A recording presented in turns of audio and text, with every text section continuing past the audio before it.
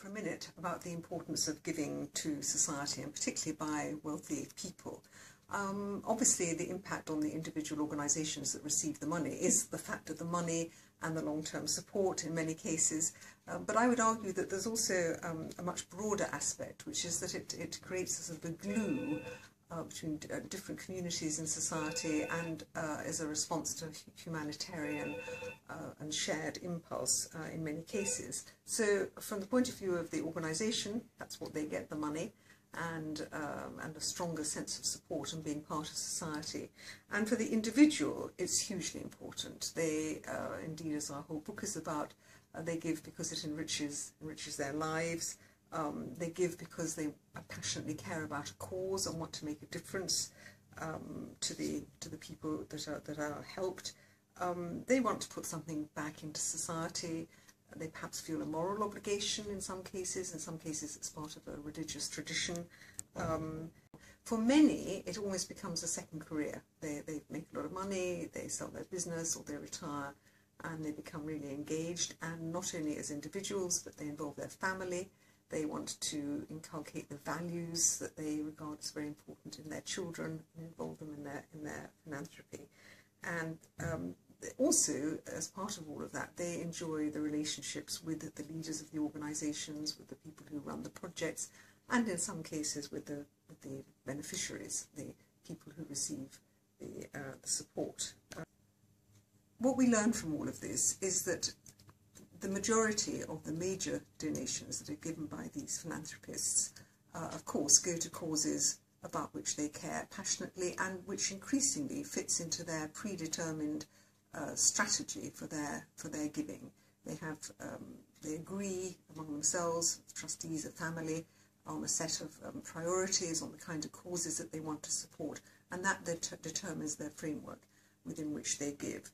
And also, they must be confident that the organisation is going to work effectively. One of the key concerns that came up is the lack of trust. Not that I don't think the money is being misallocated. This is not about corruption, but it is about competence, and they are increasingly concerned about the effectiveness of organisations to deliver solutions, not just to address symptoms, to deliver impact on the ground, to be honest about things that work and things that don't, and to learn from their experiences and to share their experiences. And not surprisingly, given the importance of relationships with other donors, they, among the mass of applications and appeals for funding they get, one of the key elements that determines whether they will consider a proposal is that they are asked by someone that they know and respect, who is already a donor. Indeed, crucially, more and more the kinds of philanthropists that we're talking about are advised by professional advisors. We have a whole chapter in the book about professional advisors, which is a growing profession, increasing number of people involved, both associated with banks, wealth managers and law firms, and also independent.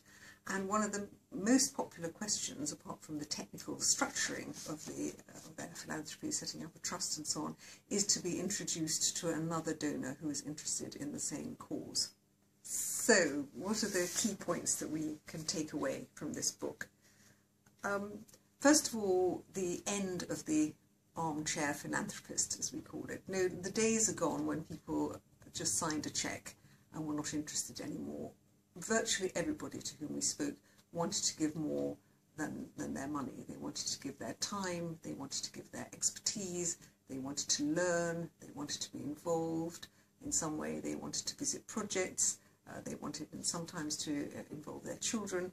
Obviously not everybody wanted to do all of these things at the same time, but the crucial lesson is this need for involvement, because they want to share their interest and to learn, and to make a commitment in other ways, and to be respected for the expertise that is the source of their wealth.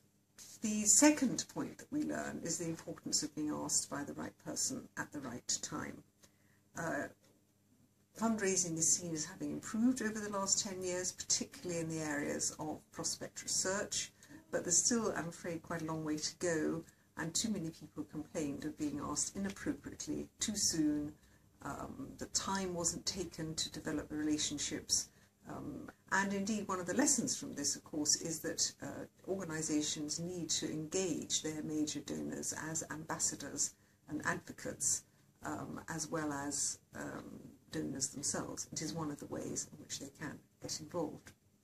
In the end, the most important lesson from this book is that those who give in this very major way really enjoy richer lives.